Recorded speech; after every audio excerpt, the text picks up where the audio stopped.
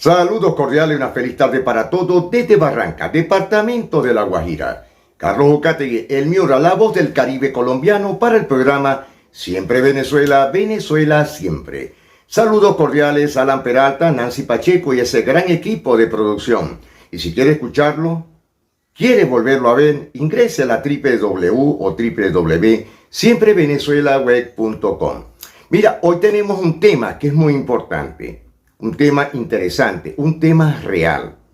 Pequibén, en el Tablazo, Estado Zulia, en el municipio Miranda, conocido como los Puertos de Altagracia, está una infraestructura hoy derribada, destruida totalmente en más de un 90% de su producción, que es nula totalmente.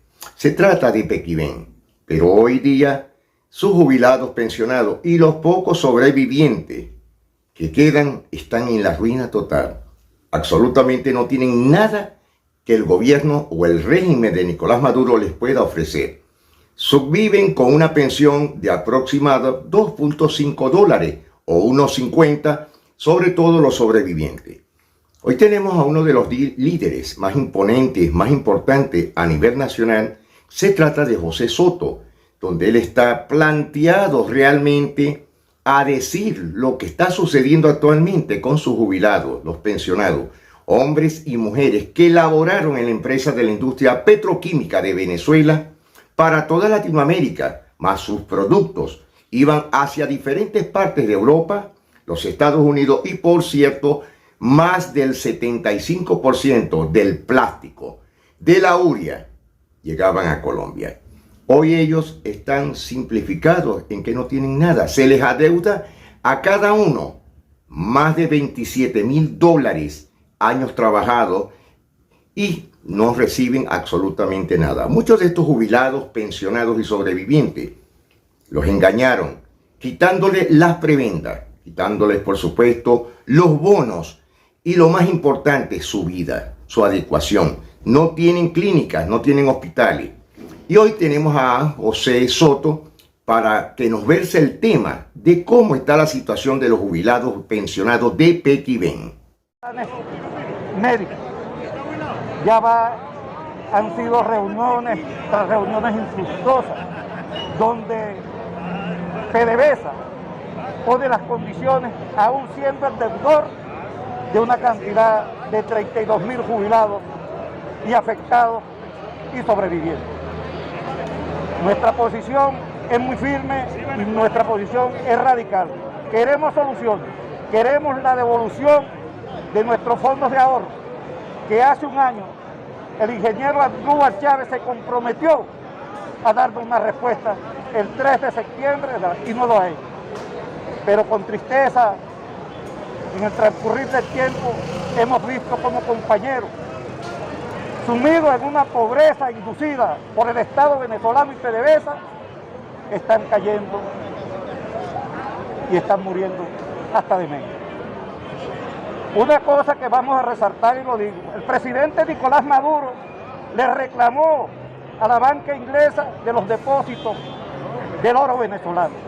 Eso está bien, pero Nicolás, ponte a derecho con nosotros y devuélvenos nuestro patrimonio. Una orden tuya bastará para solucionar este problema y devolvernos nuestro patrimonio, porque esos reales no son tuyos ni son del Estado venezolano. Esos reales son del esfuerzo que dimos nosotros y nuestra familia para consolidar una vejez libre, una vejez digna, que en el ocaso de esto estamos falleciendo. Esta es la situación real que estamos, y diligencias, pero sin respuestas afirmativas a favor de nosotros.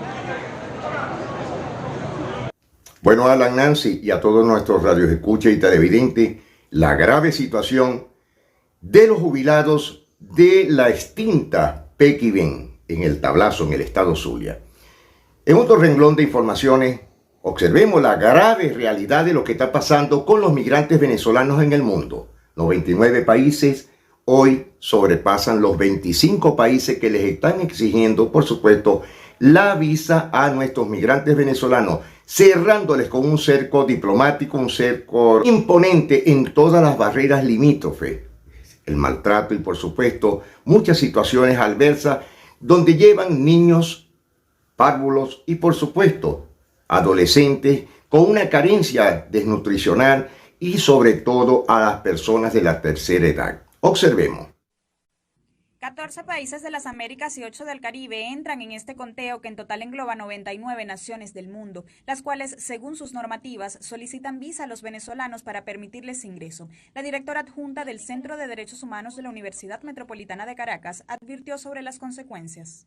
Esto no va a detener el flujo migratorio, por el contrario, lo va a volver mucho más inseguro.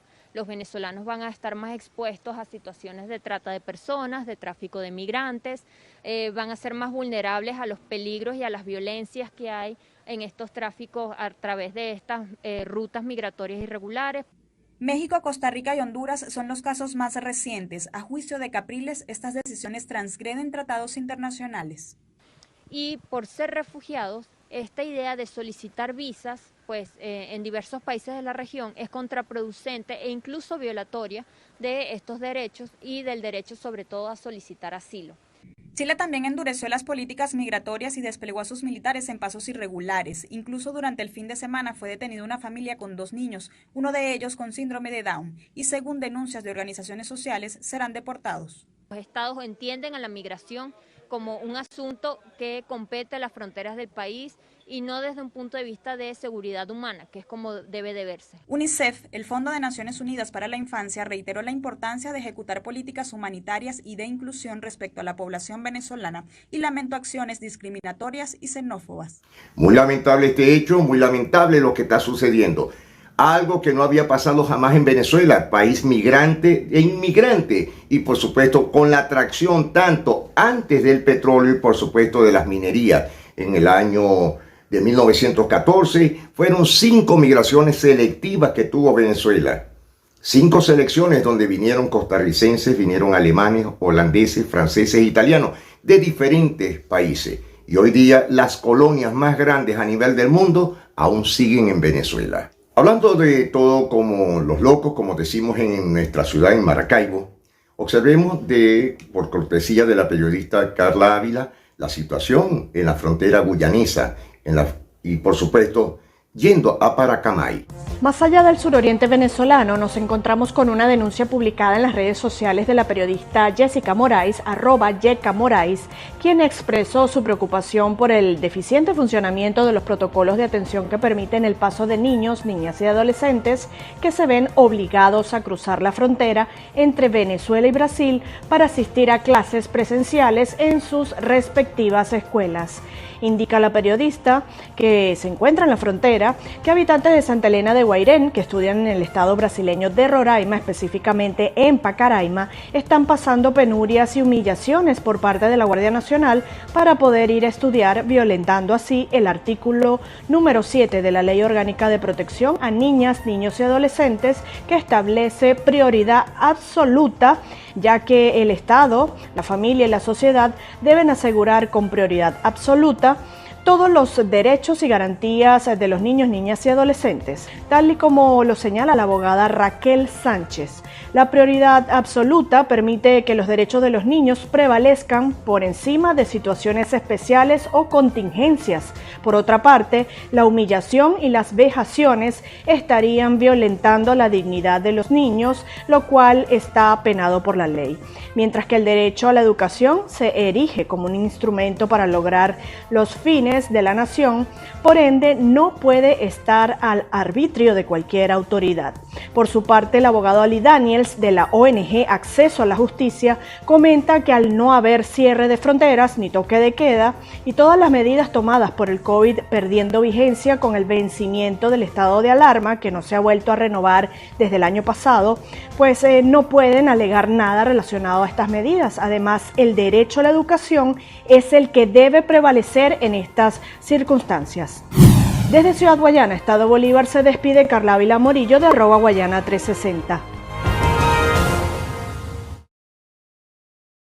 Esto no es de ahorita, esto tiene años lo que está sucediendo en la zona limítrofe con Brasil. Bastante lamentable y sobre todo para nuestros estudiantes venezolanos y hoy día son migrantes. Así están las cosas, Alan, Nancy. La grave realidad de nuestros migrantes y por supuesto la situación estudiantil que no solamente es en la frontera con Brasil, también es en la frontera con Guyana y por supuesto en Colombia. Grave situación que esperemos que esto algún momento mejore, pero sencillamente la Guardia Nacional Bolivariana de Venezuela son los terrófagos económicos del país, la matraca, la vacuna, algo que no se debe de aceptar más en un país destruido por un régimen. Señores, nos estamos despidiendo. Carlos Ucategui, el Miura, para el programa Siempre Venezuela, Venezuela Siempre. Mil bendiciones para todos.